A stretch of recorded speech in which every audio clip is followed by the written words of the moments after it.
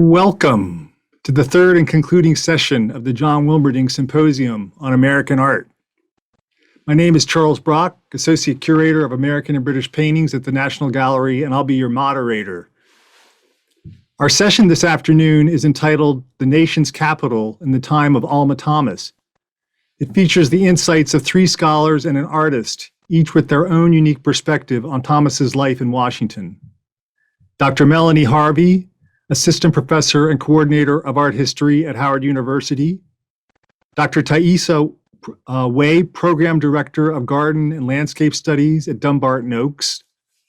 The acclaimed glass artist and theatrical designer, Margie Jervis.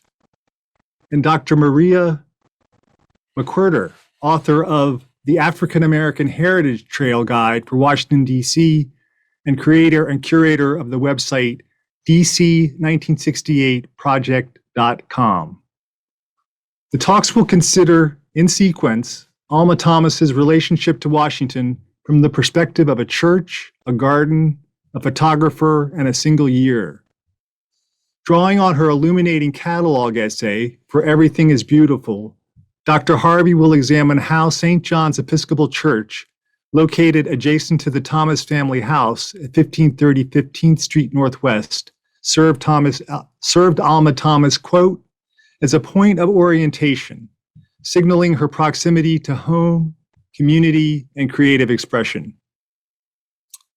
Dr. Way will discuss Thomas's fascination with the gardens at Dumbarton Oaks in Georgetown and how that experience resonated with the cultivation and curation of Thomas's own garden on 15th Street, as well as her creative practice as a visual artist.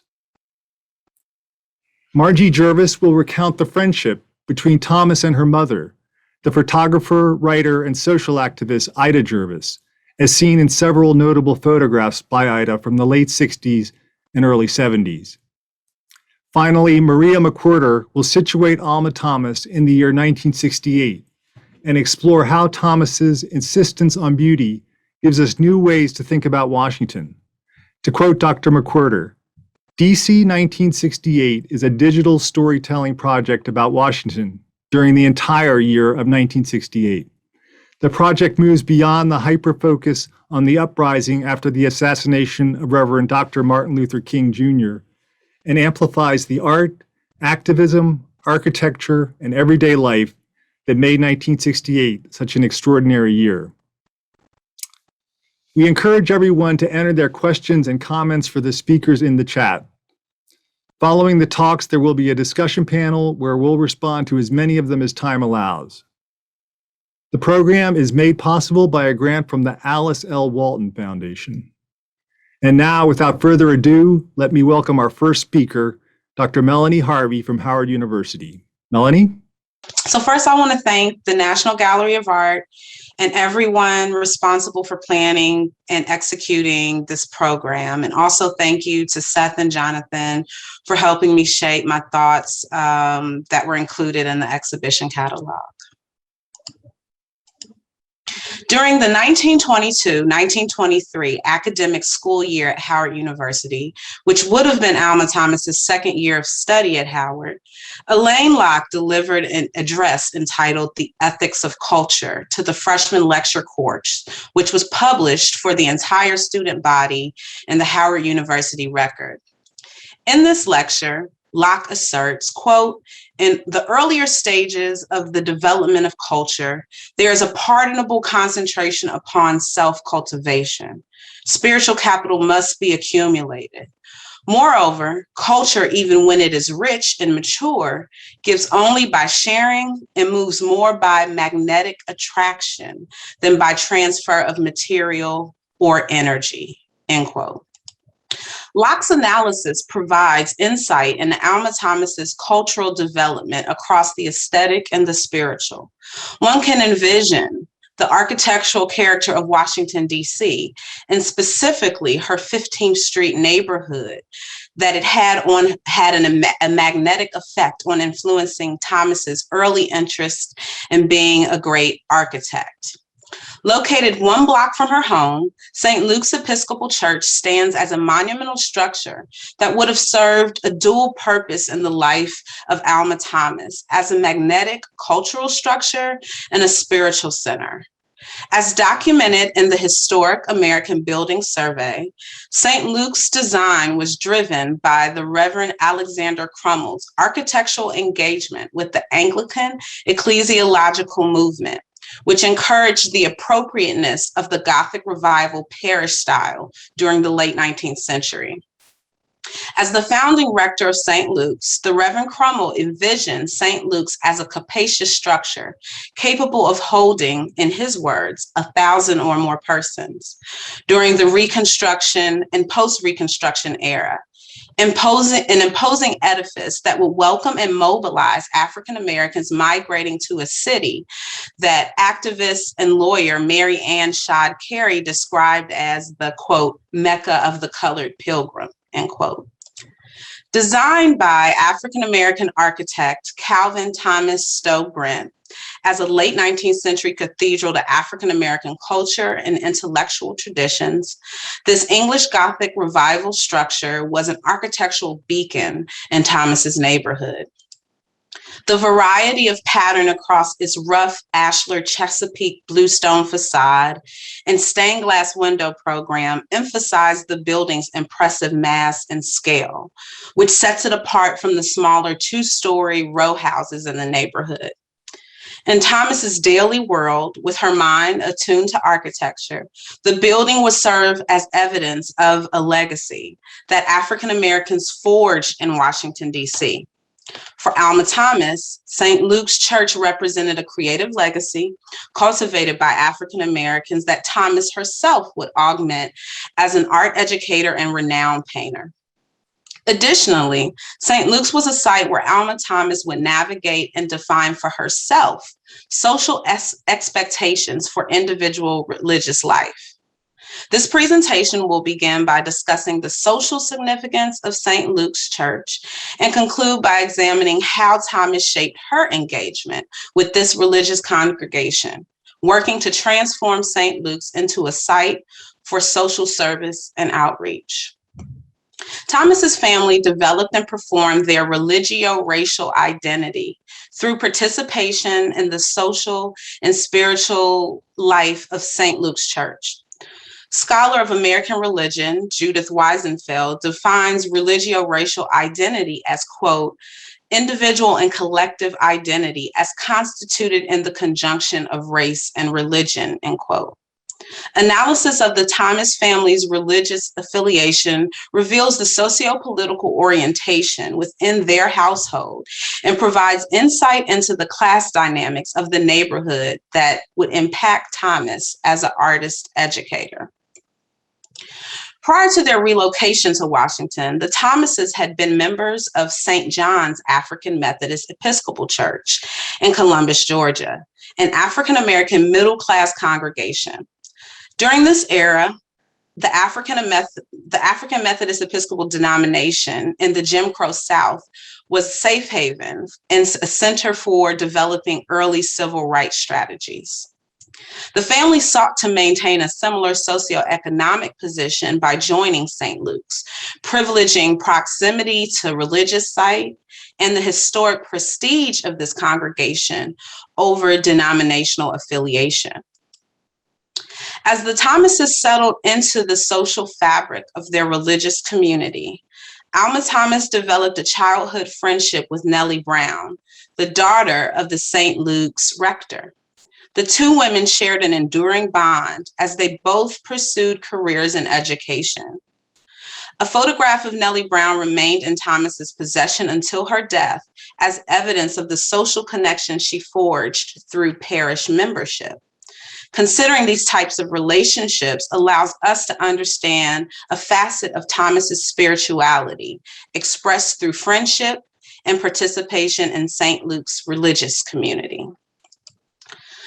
Thomas sustained the family tradition of affiliation with St. Luke's, but defined it on her own terms. Despite minimal insight into the artist's daily practice of spiritual beliefs, substantial evidence in the Alma Thomas papers reveals how the artist actively shaped her interaction with her home church.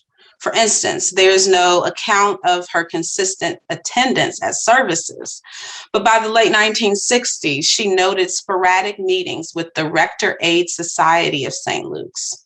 Furthermore, she advanced her family's religio-racial legacy by contributing her skills in art education to the social service initiatives, which were popular among Protestant urban congregations at the time. Thomas is most frequently documented at St. Luke's using her proficiencies in art and aesthetic education to conduct the work of social uplift during the 1950s and 60s. As scholar and activist Bell Hooks explains, women like Thomas undergirded African-American religious spaces by contributing their range of abilities to the social life of the church. Thus, Thomas's art education at St. Luke's should be understood in the context of Black women's organized social activism. The historian Mary Elizabeth B. Murphy characterizes this legacy with these words, quote, Black women in churches and social and political organizations work to shatter negative stereotypes by offering wholesome recreational opportunities for women in the city, emphasizing the politics of respectability. Exemplifying this practice, Thomas founded the Sunday Afternoon Beauty Club in October of 1962, which met in the newly renovated St. Luke's Parish Hall. There, she gathered neighborhood children from the 1500 block of Church Street for weekly cultural enrichment meetings, which met from 4 to 5 o'clock each Sunday evening. The Beauty Club exposed neighborhood children to cultural experiences, including travelogues, as well as musical and visual art education. For example, Thomas organized a trip to the National Gallery of Art in January of 1963 for the Sunday Afternoon Beauty Club to experience Leonardo da Vinci's Mona Lisa when it was on view. This visit to see the Mona Lisa was the culmination of month-long programming, which included a screening of a film about the history and art collection of the Louvre.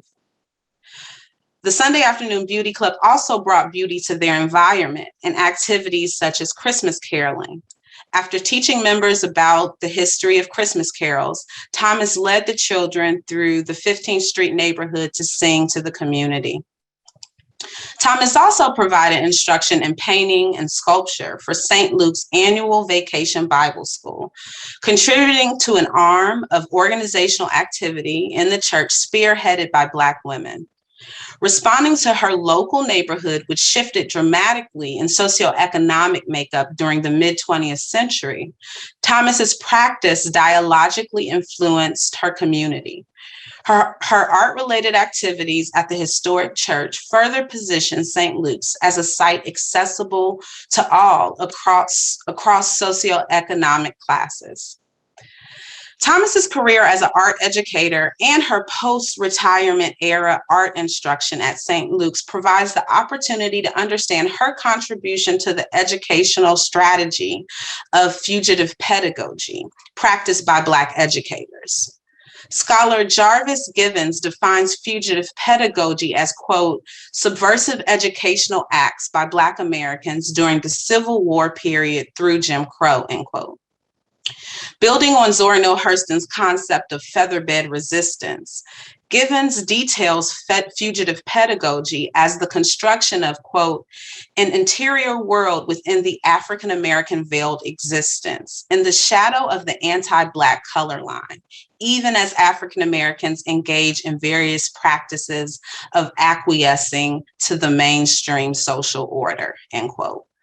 Alma Thomas's insistence on the pursuit of beauty through creation and recognition marks a significant aspect of this interior world of African Americans that sustain their humanity. The parish's significance to and for Alma Thomas extends beyond its role as a spiritual home and social center. Visual and textual repetition throughout the Alma Thomas papers transforms St. Luke's into a sign that conveys a range of meanings in the artist's life. For example, the historic edifice is partially visible in an undated, unattributed photograph. Preparing to enter a parked car on the side of St. Luke's, artist educator James V. Herring and abstract artist Sam Gilliam look toward the camera. Thomas's possession of this image suggests her recognition of the creative legacy she cultivated alongside her mentor Herring and her contemporary Gilliam. This photograph facilitates reflection on a tradition of African-American aesthetic practice, from the architect Brent's 1870 structure to the pioneering 1920s art leadership of Herring, to the moment of the late 1960s abstraction practiced by both Gilliam and Thomas. In Thomas's archive, St. Luke's appears as a familial base, a collaborative site, and an ever-present visual symbol that had a magnetic effect in her life across the aesthetic and the spiritual. And for more than 50 years, St. Luke's Episcopal Church served as a point of orientation for Alma Thomas, signaling her proximity to home, community, and compelling her to engage and extend an African-American creative tradition. It is now my pleasure to pass the virtual mic to my colleague, Thaïsa Way. Thank you. And I'm really pleased to follow Melanie, because I'm going to talk about Dumbarton Oaks and one of those places that Alma Thomas visited. So first, thank you for sharing this remarkable exhibit and the scholarship with all of us. I'm honored to be included in this discussion. We learn from the outstanding catalog, Everything is Beautiful, that Thomas, quote, reveled in living and living things, relishing visits of friends to her garden, and as Greg Gundaker notes, was considered a connoisseur of the gardens of Washington, D.C., including the National Arboretum, the U.S. Botanic Garden, city parks, and Dumbarton Oaks. These are, for the most part, landscapes in the public realm. However, Dumbarton Oaks is different, remaining a private landscape in Georgetown, and in Thomas's time, only open to the public a few days a week. What would Thomas have found at Dumbarton Oaks, and why may she have visited?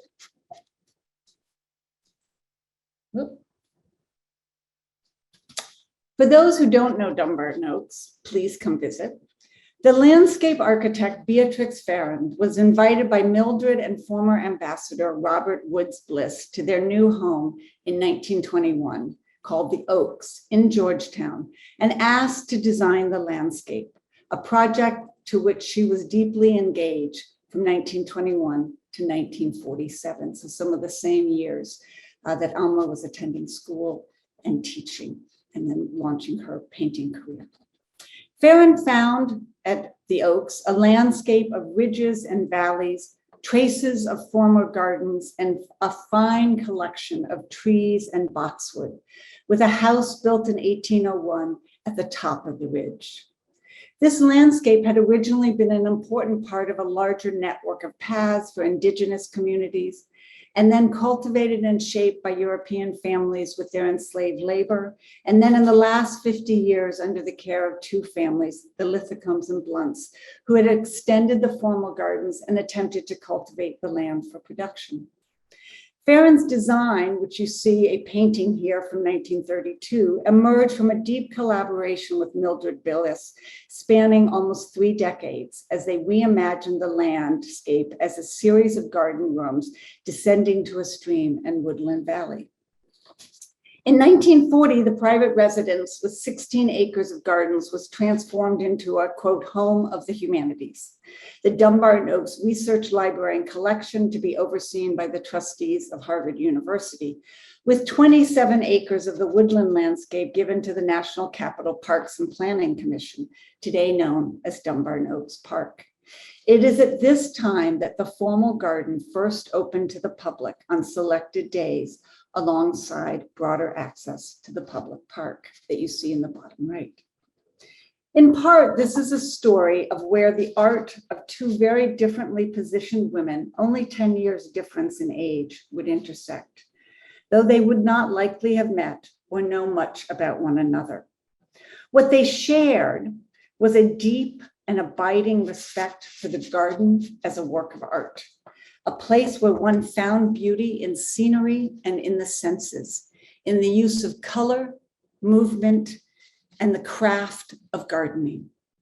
Thomas wrote, quote, "The degree of beauty in a picture depends upon the feeling for the beauty in the artist and upon his power to express it." I suspect Thomas found that beauty in Farron's garden at Dumbarton Oaks.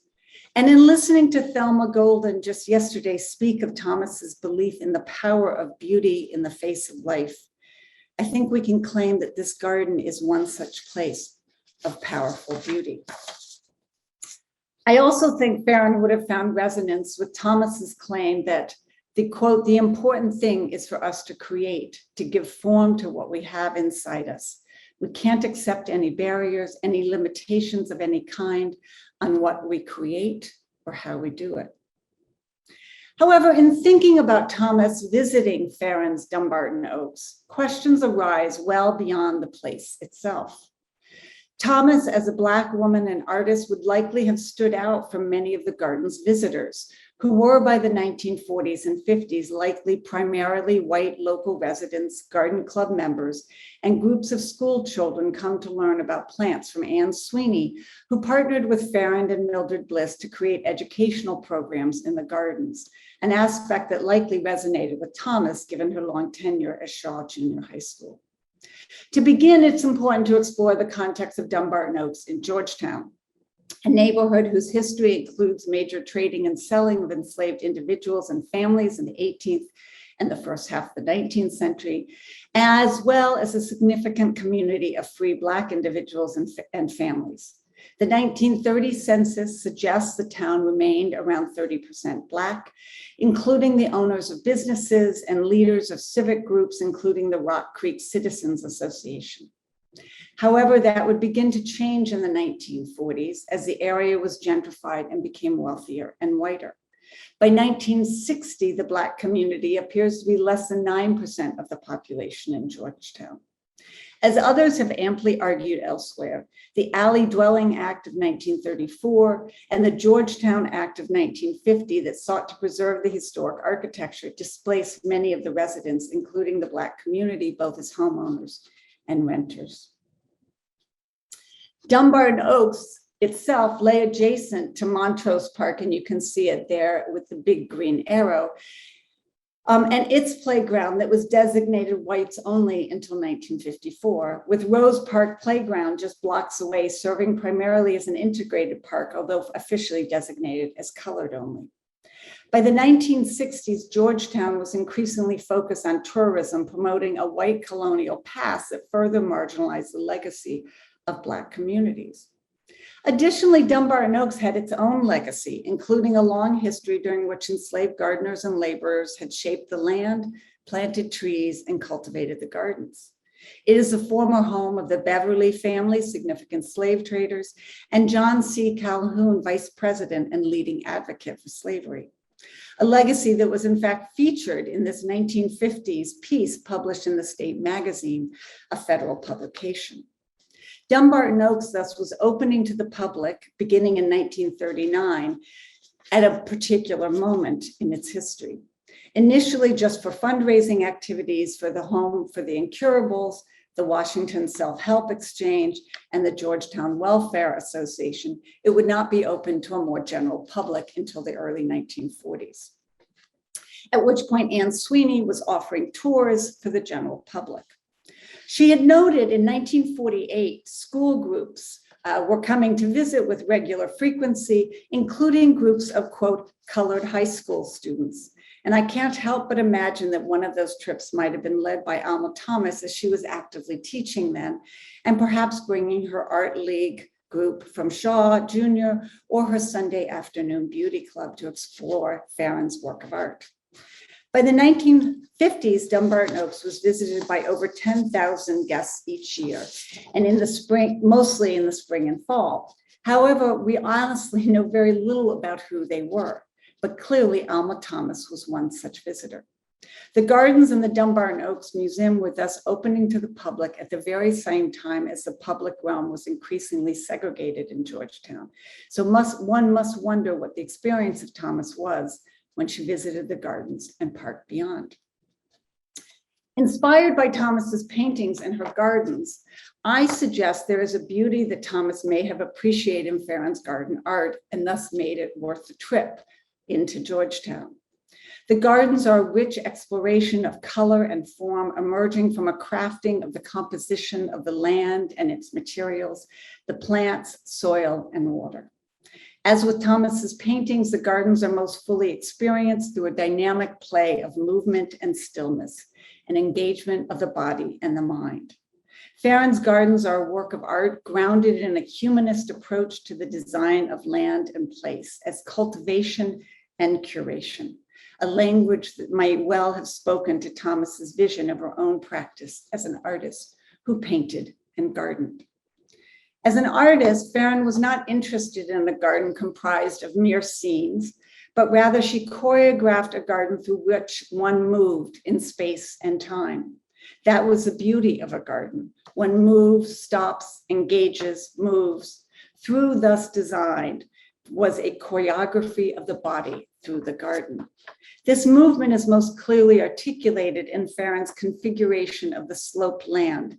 For the house, as I mentioned, stood on a ridge with a 50-foot drop to a cow pond, now Lover's Lane pool, and another 40-foot drop to the stream at the bottom of the valley and Rock Creek. As you can see here, the drawing on the left is a topographic map showing that drop and how she builds the terraces in. Farron carved terraces out of the sloped landscape to form garden rooms, each held together as a whole by stairs, paths, and view lines.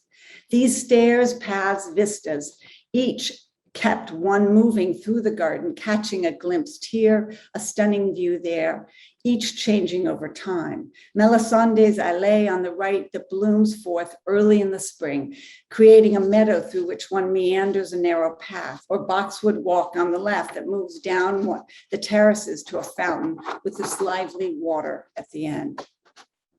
As with Thomas's painting in her own garden, color is a powerful material and media for Farron. Color drew one's eye from one garden to the next, often in abstract forms as seen from a distance. She used color in masses and as a bold stroke, as in the Forsythia Dell, which reminded me of Ross Day's Forsythia Glow, and as a spectrum, as seen here in the herbaceous border on the right. Farron would have found inspiration in Thomas's explanation of her art that, quote, through color, I have sought to concentrate on beauty and happiness rather than on man's inhumanity to man, the power of beauty in the face of life. Farron also drew color from color theory, as did Thomas, to compose the garden in ways that connected the garden room to the world, the visitor to the ground. In this photograph by Sahar Colston Hardy, we see the rose garden designed to echo the palette of the sunrise, the magic of the light coming through the trees, through the garden, a color composition that Farron redrew and refined over more than a decade. Farron also understood the power of green in the garden, both the evergreens that establish the structure for the work and the greens of trees as solid lines as well as accents. One can see the abstractions of nature that so inspired both Farron and Thomas. Nature as art, the garden as curated art. This attention to nature as art is also evident in Farron's details, another piece that I think Thomas would have appreciated. In Farron's design for the stream bed in Dumbarton Oaks Park with its beautiful stonework, as well as the finials and the sculptures in the more formal garden that also sometimes had just a wee bit of whimsy. Yes, those are little turtles carrying that rather large bowl of fruit. Cultivation and curation are at the heart of Farron's garden, much as I see in what I know of Thomas, her gardens, and her paintings. Farron was an artist, one who designed gardens as a work of art. And I can't help but think, as Thomas might have visited and sat under this same magnolia, it's magnolia, purple eye, a particularly rare and beautiful magnolia, or walked on any one of the paths, she would have found an affinity for the garden as a work of art and the artist as a gardener. And for that, Thomas may well have come into Georgetown, even as it increasingly distanced itself from the communities in which he lived and practiced as an artist. Again, to refer to Ross Gay's work, all to put the garden in our eyes. Thank you. I will now turn the lovely screen over to Margie Jervis. It's an incredible honor for being here to participate in this wonderful event. So I'm here to represent my mother, Ida Jervis, an artist, performer, photographer, and writer who documented Alma Thomas and was her colleague and her friend. Mom has quite a legacy from her 97 years on Earth. Her background is Polish Jewish, and I'm grateful my grandparents, with their young children, had the courage to immigrate in the 1920s. They settled in Knoxville, Tennessee. Before she passed away in 2014, Mom said, "Margie, of my 3 kids, you are the artist. You are the one who's going to know what to do with my work. So I will do my best." I had the pleasure of meeting the curators Seth Feeman and Jonathan Waltz of Alma Thomas Everything is Beautiful well before the pandemic. They invited me for a rendezvous at a coffee shop to discuss photographs of Alma Thomas in the Archives of American Art by my mother, Ida Jervis.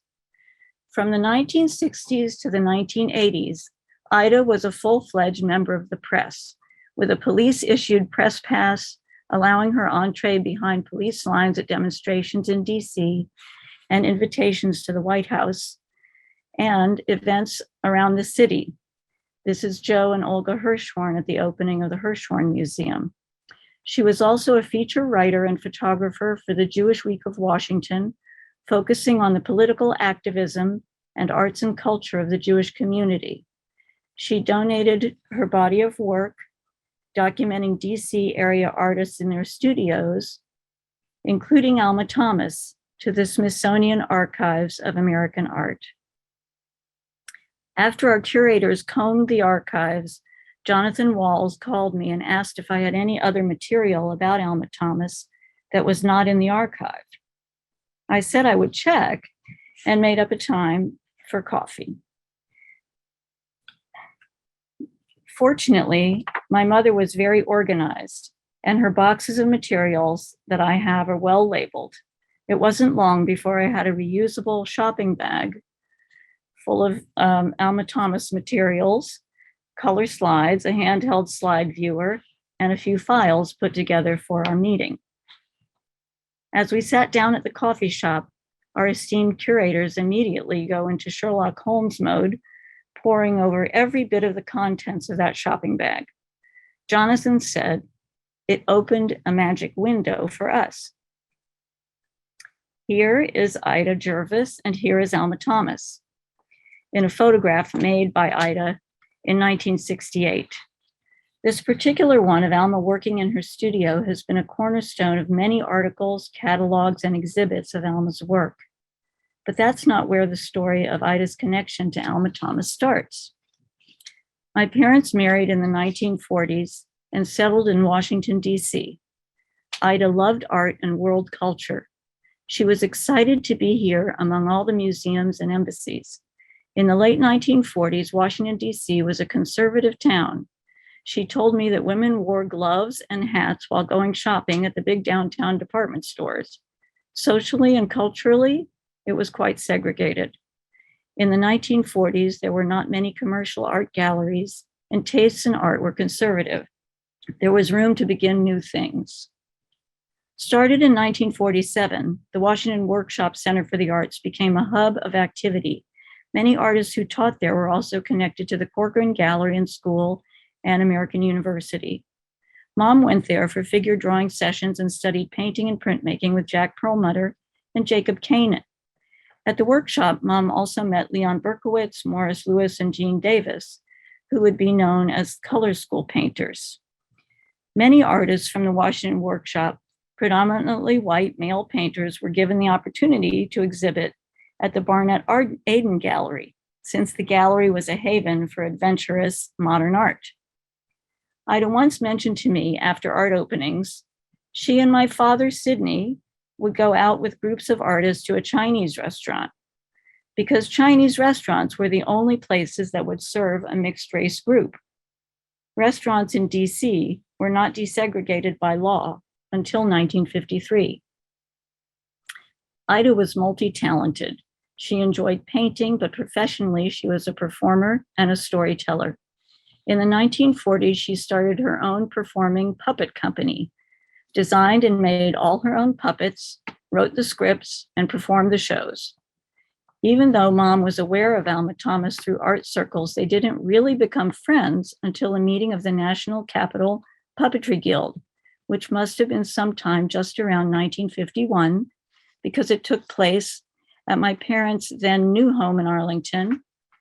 And this is Mom with her clown mascot. She's in her mid-30s here. Mom was 25 years younger than Alma. Alma brought with her this marionette clown, the clown that has gained a next life and exhibits about Alma Thomas and is featured in Everything is Beautiful.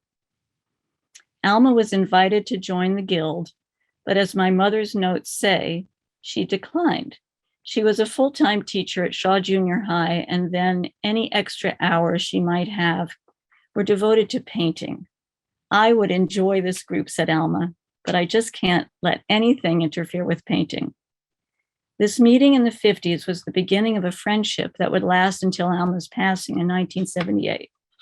For years, they were colleagues, encouraging of each other with shared attitudes about art and life. Alma was about the same age as my grandmother. Alma was a wise woman for my mom. After I was born in 1956, Mom slowed down the puppet show touring. Art was changing. The world was changing. As the 1960s came, there were many important stories to tell, real world stories about people she could show through the lens of her camera. Like Alma, Mom was anti-war and pro-civil rights and believed in the arts. She believed the arts were a powerful tool to fight prejudice, and by participating together, sharing cultures, people would learn about and value each other. The world would be a better and more peaceful place. She had always been interested in photojournalism. I asked her once how she made this transition in her work. She said photojournalism then was a man's game, but Alma Thomas encouraged me. She supported me in everything I did. Ida learned to use a professional camera and took classes in how to process and print her own film. We made a dark room out of the laundry room. She honed her skills, helping to launch the Hadassah Art Collectors Show, an annual fundraising event from 1966 to 1974.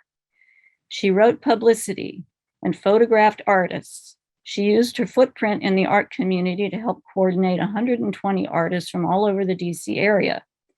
The organization took a small commission of art sales. The artists got the rest and a lot of publicity. A diverse array of artists in many media were shown, among them Jacob Kanan and Jack Perlmutter, Leon Berkowitz, Gene Davis, African-American artists Lois Malou Jones, Lloyd McNeil, Sam Gilliam, Alma Thomas, and Delilah Pierce. Women were well represented. It was quite a swell affair. Very fashionable and successful. Ida was hired as a feature writer for the Jewish Week of Washington and the new but short-lived Art Scene magazine. Also in the 1960s, Alma Thomas retired from teaching and could devote herself full-time to painting. As we all now know, amazing things were happening in her studio. Her work was selling well, and in 1968, Alma was preparing for her first solo show at Franz Vader Gallery, and that was important. I remember my mother's excitement over this step in Alma's career. I would have been about 12 in 1968. Even I understood if you were represented by Vader, that was the gateway to New York City.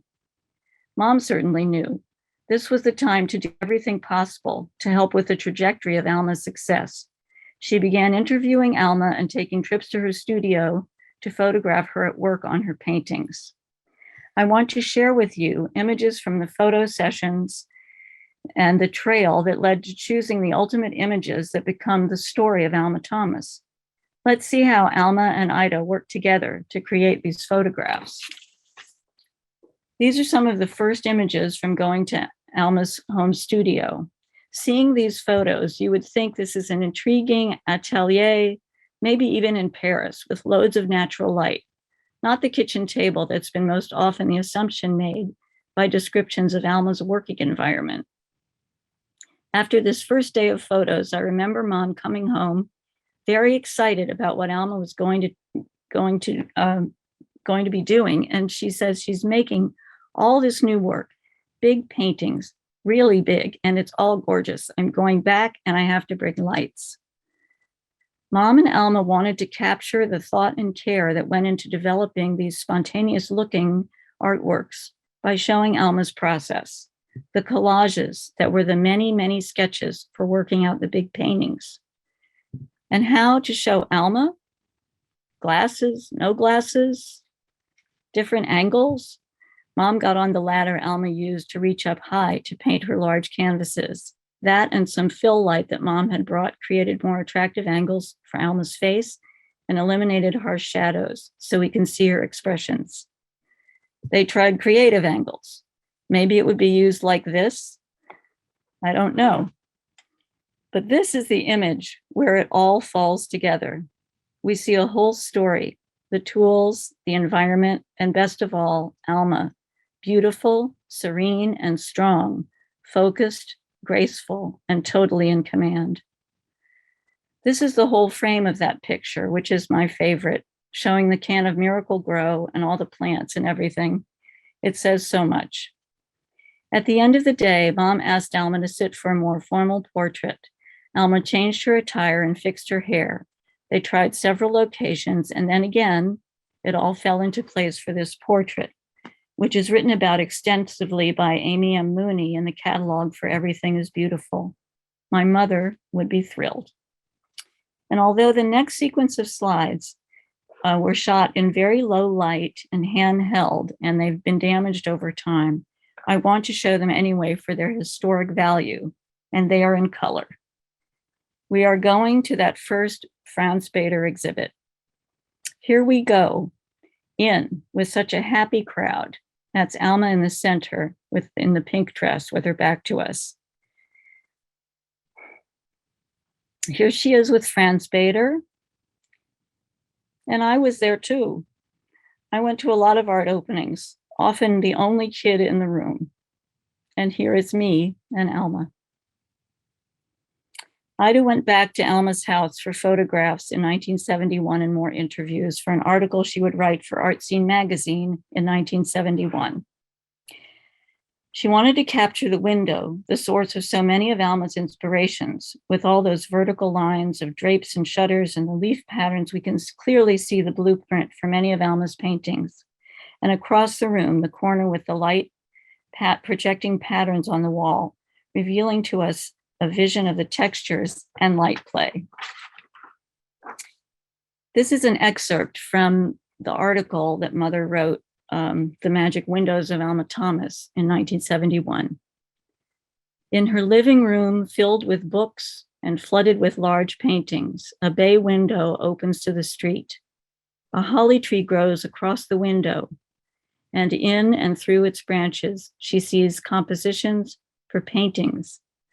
The wind, as it moves through the tree, aids in the search for design, and the leaves form and reform new masses of shapes. The light and dark greens shimmer within the window's frame, which acts as a border for these compositions. As the leaves rustle in the sun against panes of glass, their highlights and shadows are thrown upon the walls of the room in vertical, mottled stripes, suggesting further compositions. The life of the street beyond filters through the spaces between the leaves of the holly tree, and passing trucks and taxis add their flashes of bright reds and yellows. This overabundance of life and light gives zest to her work. After the show at the Whitney in New York, Alma was honored with a retrospective at the Corcoran Gallery of Art. Mom went to document it. Here is Alma at the Corcoran. She is around 80 years old, proud yet tired, but look how she brightens up when a group of school children come into the room. Ida described Alma as forward-looking. She looked to the future. Alma knew the future was in those beautiful children's faces. I will close with some excerpts from Ida's correspondence with Sachi Yanari, curator of an Alma Thomas exhibit in 1998 at the Fort Wayne Museum in Indiana.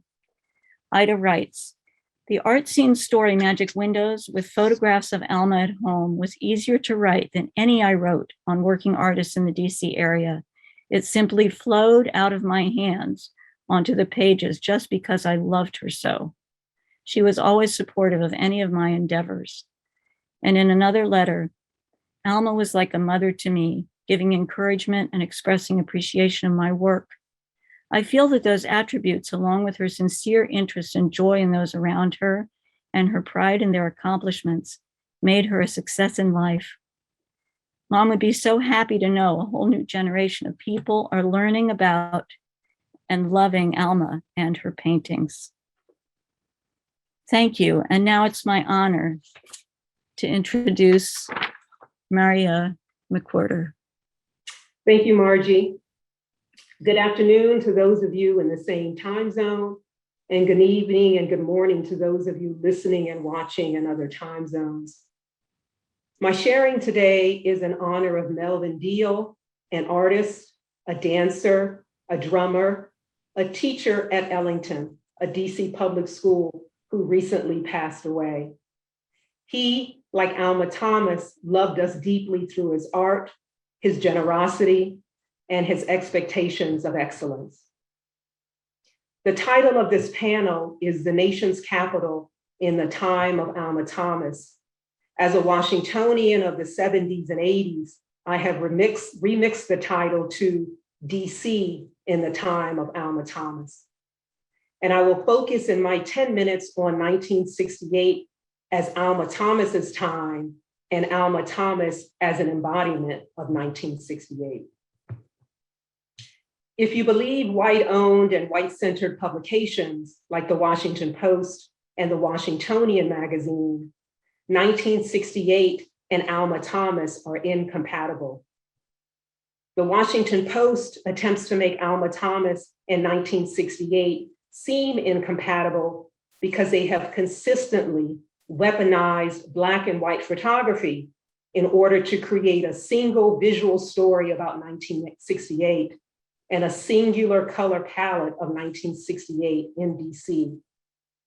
Through their endless repetition of Black and white photographs of the uprising that occurred after the assassination of the beautiful Reverend Dr. Martin Luther King Jr., through their endless repetition of Black and white photographs of burning buildings, through their endless repetition of Black and white photographs of the largely white male National Guard and their rifles and armored trucks that occupied much of the city, they have attempted to convince us that these somber images are the visual story of 1968. And this has been a deliberate choice that they have made while they simultaneously keep thousands of other images of 1968 locked away behind a paywall. How does the Washingtonian magazine make 1968 and Alma Thomas seem incompatible? The Washingtonian magazine was created as a monthly magazine by whites and for whites in 1965. In 1968, when white people were less than 30% of the DC population, they chose to overrepresent whites on their covers. So in 1968, every single cover except for one featured a white person, a practice, by the way, that they have largely continued. Yet in 2018, for their 1968 commemorative issue, Instead of being true to their penchant toward white people, they chose to replicate the weaponization of imagery like the Washington Post by featuring the uprising, albeit with a slight difference. The photograph was in color instead of black and white. In 2018, I launched the DC 1968 project, in large part because I wanted to intervene in the public and collective memories of 1968 for Washingtonians. So every day in 2018, I posted an original story and photograph about something that happened on that day in 1968. I posted it on my website that Sarah just graciously posted in the chat, the URL, dc1968project.com, and also on Facebook, Twitter, and Instagram with the hashtag DC1968project. Alma Thomas has served as a kind of muse for the project. She has been central to how I understand and think about DC in 1968. Because of her insistence on beauty, on color, on abstraction, and on imagination, I have been able to see anew and think anew about the daily lives, experiences, and desires of Washingtonians during 1968, as well as before and after. I have been able to see beauty and color and to insist on exploring the fullness and complexity of 1968 in DC. I don't remember when I was first introduced to the work of Alma Thomas. It may have been in the late 1980s when my friend Sherry worked with Thurlow Tibbs at his gallery, the Evans Tibbs Collection. Sherry helped Thurlow Tibbs with research, with collecting, and also with exhibitions. I used to visit her often when she was at work. Sherry and I were also huge book nerds. As part of her work, we spent much of our time gallivanting around DC and Maryland to use bookstores looking for art books and also for first edition hardcover books. I will forever be grateful to Sherry for giving me her very rare copy of Dorothy Porter's beautiful opus, Early Negro Writing, 1760 to 1837. For the DC 1968 project, because of Thomas, I re-envisioned the materials in my own collection and the collections of family members, friends, classmates, acquaintances, colleagues, and local archives. I began to see our work and their work as art, as beautiful, and as evidence of a deep love of color, and as more evidence of the abundance of color and beauty in 1968. One of my fathers, Bobby Hale, was an avid photographer here in DC. He took beautiful color photographs with his Kodak camera throughout 1968. I also have a beautiful color photograph that my uncle Louis Barnett took of his partner, my Aunt Anne, me, my sisters, Veronica and Tracy, and my cousin Cynthia on their porch in August of 1968. A friend, Taquina, received a bright red diary as a Christmas gift from her mother that she wrote in every single day in 1968. Taquina has also served as a muse for the DC 1968 project.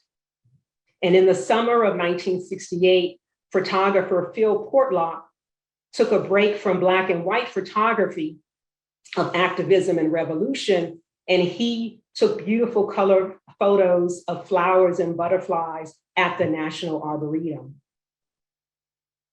And it is through the invitation to present today that I have begun not only thinking about Alma Thomas's body of work, but also about her physical body and about her moving herself and her artwork physically throughout the city in 1968. Indeed, she was busy that year, as Margie's talk already has shown us. And so I'm going to end by sharing how there was immense compatibility between 1968 and Alma Thomas by sharing some of the spaces that she moved through in 1968. I'll begin with May 1968, when she was a part of an exhibition at George Washington University titled Negro Artists in Washington. That exhibition was part of a Black Arts and Entertainment Festival weekend sponsored by the Black Student Union with Peggy Cooper as the festival chair. Many of you may know Peggy Cooper as Peggy Cooper Cafritz, who is an immense art collector, immense patron of the arts, and who also was one of the founders of Duke Ellington School, which was the city's first art high school. In June 1968, at the Art and Book Festival hosted by Neighbors, Inc. at College High School, I believe that Alma Thomas offered her work for exhibition, but not for sale.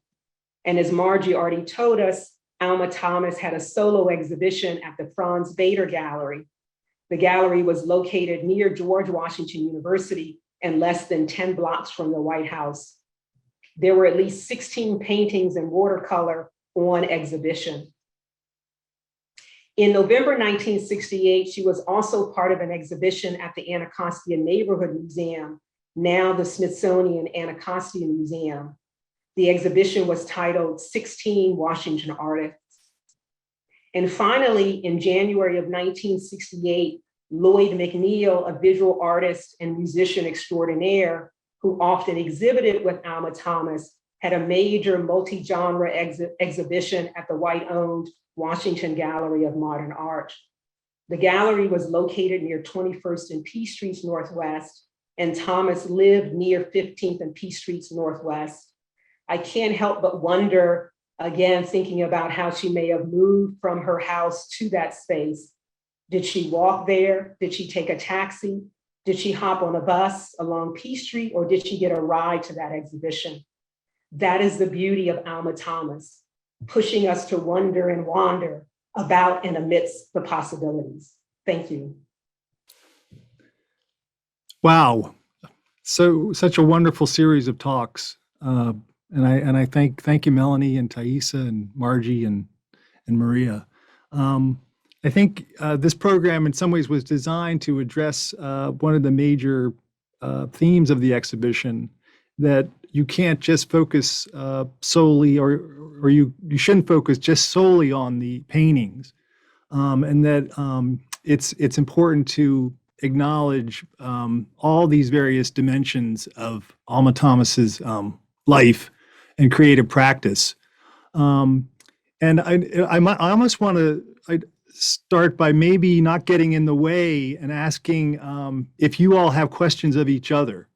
I'm cribbing from the previous panel that Steve Nelson moderated that I thought was really brilliant. And so I'm curious, they were answering a question, what in your research didn't you find that you're really looking for? What I know for me, I'll just throw out that I know that Alma Thomas visited Dumbarton Oaks, but I don't know anything about how she came. Your question, Marya, did she walk? Did she take a bus? Did she come with people? Did she come by herself? Did she come and paint? Did she come and smell flowers and take cuttings? I wish I knew more about what she did. And I don't know if others have pieces that would help us put together this really remarkable woman, artist.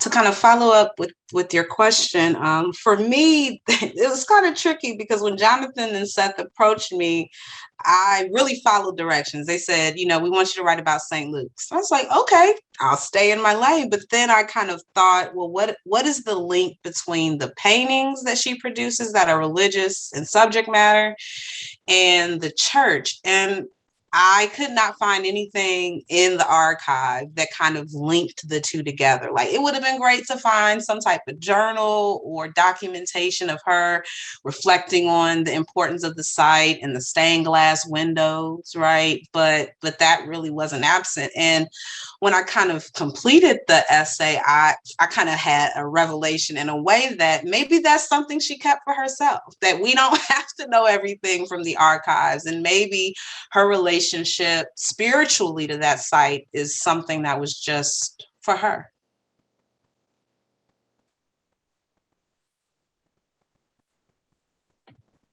I was struck, Margie, by the parallels between the wide range of your mother's interest and Alma's. Again, it seems as though the same question comes up. Did your mother think of herself primarily as a photographer, or how did she look No, at her well, practice? it later in her life, she did think of herself primarily as a photographer, but I think what she would call herself was an artist, mainly. Right. And, it's a wide range from performing arts to all that, but she was very, very skilled with drawing and painting. And even though she actually thought about pursuing painting as a, career track, but she always wanted to make sure that her projects outside of raising us 3 kids paid for themselves at least, and if not, made some money. So becoming a painter was not really something that she decided was going to really be advantageous for everyone. So that's why she did puppet shows for paid performances. And that's why when she was a photojournalist, she wanted to get that, contract with a newspaper and a magazine so she'd get paid for her work. The work that she did for artists or about artists was mostly pro bono. She worked in exchange, often in exchange for an artwork from an artist, nothing major, but like a drawing or a print or something. So, that was her way of kind of contributing to helping and not taking too much, but feeling like she needed something. And I think being a feminist, it was really important for her to be taken seriously as a professional, and that means being paid for your work. So, that's part of it. That gets us a little closer to Dr. Painter's remarks that, there's always this very practical aspect. But I think what's interesting is we all have those challenges, but it's particularly interesting to see how artists negotiate that problem and still manage to put their lives together in such remarkable ways. I have to say, Marya, your website is truly a work of art. It's and I wonder if you yourself, I can't help but think of just the pattern of the design and wonder if you had some direct creative influence from Alma Thomas. There's something about it's very beautiful, and the flickering, and I love the play of the black and white and the color photographs, and it's very moving and wonderful, and in some sense I of course started thinking about just a direct artistic influence, but maybe that's not true.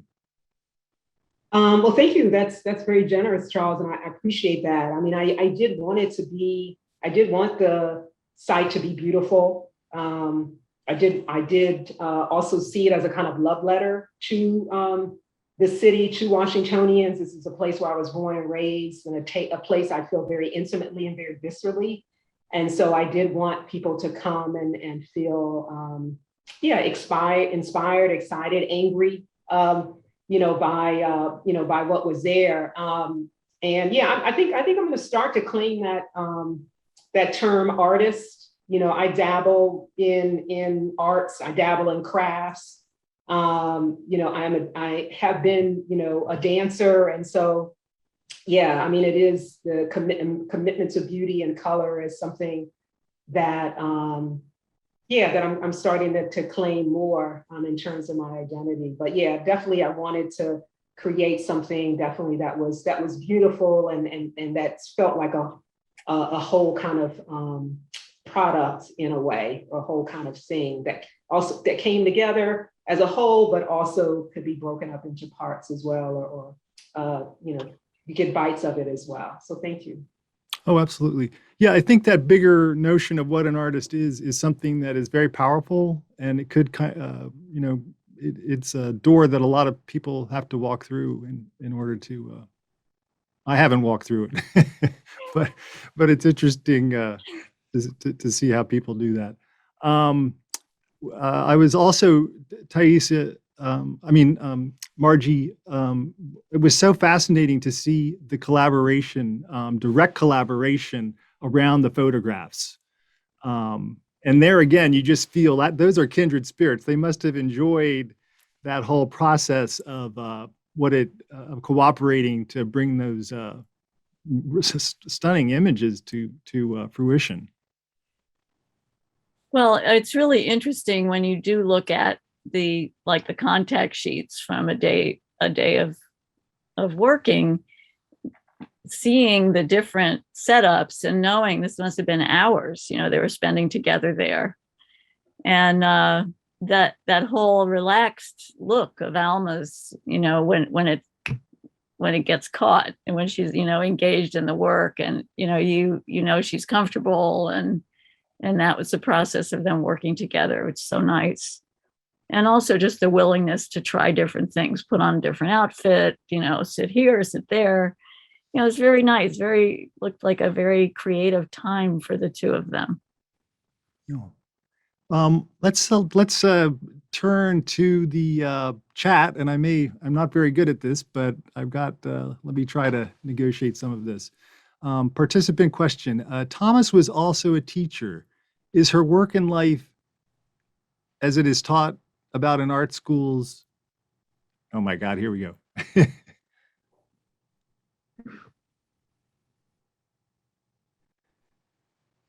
Yeah, it's asking about basically this her talents as a teacher, and is that something that I guess is taught about Thomas, and I think that is. Let me continue here.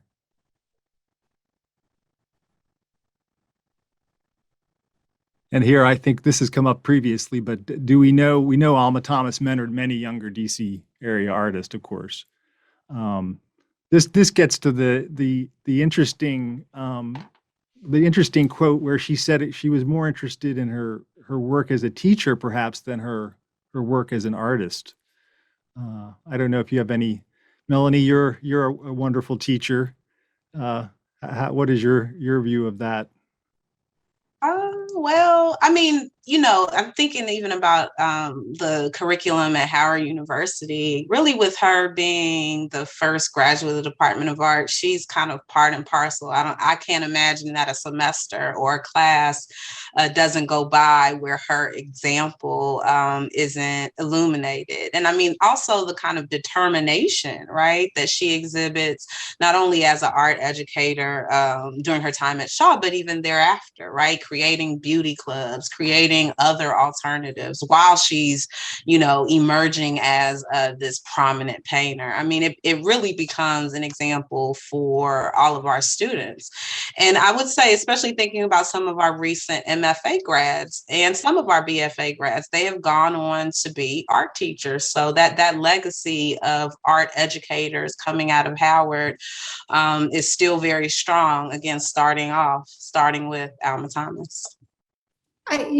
Charles, I would also add, and I think it's a caution to all of us, that we tend to think people's careers, I'm a teacher over here, and then, I turn around and I become something else. And I would argue, at least for me, teaching is a way of looking at the world. And I see that in Thomas's work. It's how she mentors. And in the same way, she's also an artist and looking at the world that way. And the two, sometimes you get paid to do that thing you're doing, and sometimes you don't. But, I don't think I don't know any good teachers who can turn off teaching, right? Being a teacher. Yeah. Or artists for that matter, right? You can't sort of turn it on and off, not if it's really in your soul. And I'll just add to that as well. I think one of the things that I'm learning as I continue to learn about Alma Thomas, that I did read something recently, it was probably in the catalog, in which I think there was mention about her being inspired by Sam Gilliam and her wanting to create kind of larger artwork the way that Sam Gilliam did. So part of what I think probably made her an excellent teacher and also an excellent artist is that she saw herself as both simultaneously a teacher and a learner. So I think that's part of her beauty as well. Right. I'd like to bring up maybe a bigger issue about how we think of Washington, D.C. In terms of its cultural history, and whether there's a really a bigger, more remarkable history still to be written about the city. I think one of the fascinating things about Alma Thomas is I think the arc of her career speaks to how, how central Washington is, not just because of its political culture, but also because of its arts culture. And her career punctuates certain moments. I mean, all the way up to, of course, having the painting at the White House, which is so dramatic, kind of incursion of Washington culture into the world of politics. And I wondered if you all had the sense that that Washington, as a cultural center, has over the course of the 20th century has not gotten enough attention or hasn't been fully described. I think all the talks today and so many of the discussions surrounding this show, of course, it's one of the great things the show does is it begins to sketch out through Alma Thomas's life a much bigger story about the arts in Washington. And I don't know if that sparks any thoughts on your part. I think across the board, I know for me, delving into African-American architectural history over the last 5 years, I mean, so much has been written documenting the foundational role of African-American builders and architects all throughout the 19th century. Even thinking about my colleague at Howard University, Dr. Hazel Edwards, has done great work thinking about the legacy of creating designers and architects that will shape the city that we live in now. So sometimes when you think across the areas from architecture to the visual arts, you get a much broader story. And then even highlighting that when we look at Black churches, we're not seeing often just the aspiration of one preacher, but you're really looking at the aspiration of a whole community, right? And a whole congregation. So when I think of things in that way, it's like, you see DC as a place that is shaped by a range of Black communities from the late 18th century all the way up to this moment. And that's a big history kind of waiting to be brought together. Of course, very challenging, but I think everyone gets glimpses of that. And your project is interesting in that sense too, Marya, that we look at a year like 1968, we might think we have some type of grasp of what was going on. Certainly, it was traumatic in many ways. But your website, of course, raises a whole host of issues. It's very engaging. You ask people to respond, and I think you get this sense of, wow, we really haven't begun to really scratch the surface of that history. And I'll just quickly say, and that was one of the goals of the project is really these were just, these kind of daily offerings, photographs, short stories, providing sources, asking questions, asking people to contribute, to share, you know what I mean? So I just kind of put what I could do out there and then invited others to correct me, to make changes and use it as a kind of foundation for other projects. And the reality is, obviously 1968 is a magnanimous year, but I think you could do a similar kind of project probably about every single year in DC and do something kind of amazing. So it was important, but, admittedly arbitrary, at the same time. And oftentimes I couldn't find stories about something that happened on that day in 68. And so I got creative and started doing on this day 30 years ago, or this, so, there's also some things in there that, go beyond that. But yeah, there's still so much, to be written for sure. It also provides a kind of hint at, how important that question is. How would you write that history? How would you kind of, I think it's a kind of really interesting experiment. I would also add to that, Charles, I would love to see more of, and Alma Thomas notes this about the public realm, history of the public realm and the landscape and we always focus on the mall and there's probably still more to be done about the mall, but DC is so much more than the mall. And to look at the gardens like Alma Thomas, right? And the role that played in just her front yard and the public realm and the semi-public I think that also plays a really important part and is a great project for someone out there. Yeah, it's a big project. So that's why that I think that way of creating a huge collaborative undertaking, which again, Maria, I think you're kind of pointing at, is intriguing. Well, I want to apologize to the chat because I'm just incompetent. But I hope we can maybe address some of those questions after the program. But I'm being told that we're reaching the end of our time. So let me see here. All right. We're going to close the program as Stephen did his by inviting our speakers and actually all the participants in the webinar to take a moment to meditate on beauty, as Thomas's art inspires us to do. With Thomas's example in mind, how might we rededicate ourselves to finding beauty in the everyday? Any thoughts along those lines?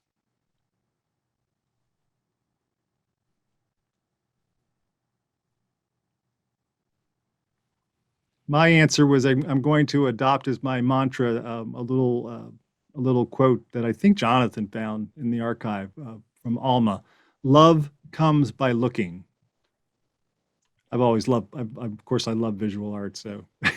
I'll add, because I think mine sort of builds on that, which is it's about curiosity. And I think when we're curious about the world, we find beauty in the world. And I certainly think Alma Thomas reveals a deep, deep curiosity. Yeah, you know you're in the company of someone like that because you literally see 100 more things than you would have normally seen. And I always love, of course, artists are great to walk around with. Any other thoughts? Well, I'm very impressed by all of the relationships that she had with so many people and so many students, and the energy that exchange must have given her, to continue and have purpose. And that is in itself very beautiful. And just the beauty of all of the faces out there in the world. I think that's one lesson. Yeah. And I'd say for me, honesty is something that I want to take. I think, just being honest. I think honesty is beautiful, and so I hope to, be able to continue to try to be honest. I think extending off of the idea of looking, Alma, again, extends a very rich African-American creative aesthetic legacy in DC. And I think the more stories we can uplift, the more dynamic it presents Washington, DC as a site. Because to think about her creative production, extending a tradition from the 19th century, for me was just kind of, it shifted the narrative that I ever knew about Alma Thomas. So I hope we can continue to recognize the beauty that African Americans have been forging in Washington, D.C. since the late 18th century. Yeah, Alma Fest is pretty good, pretty wonderful way to do some of that. Yes.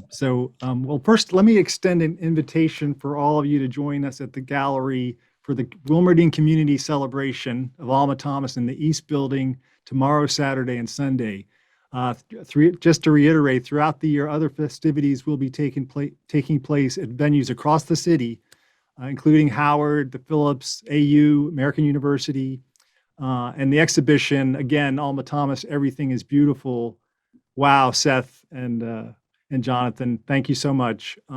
Is currently on view at the Chrysler Museum, where I did see it, and I recommend you going down there to Norfolk. It's fantastic. It's on view there until October 3rd. And it can be seen at the Phillips Collection starting October 30th. For an overview of all those celebrations, go to almathomasdc.org. And we're going to conclude by returning to the video of the conversation between the poet Elizabeth Alexander and the director and chief curator of the Studio Museum in Harlem, Thelma Golden. Thank you all, everyone involved with the Wilmerding Symposium. I wish we had time to really have you all up on the screen and give you a round of applause. But I'll just say take care. She cared about beauty. And I don't think, I think with Black artists, that is sometimes seen as being outside of political, outside of duty. And I don't think her understanding of beauty was actually outside of that, right? I mean, I think it was something profoundly soulful. Yes. About that life force that should be and must be available to all, that's around us if we will look, that is a reason for living in the day and over the long run. What do you hear when she talks about her commitment to beauty? I hear her commitment to beauty as actually a political act.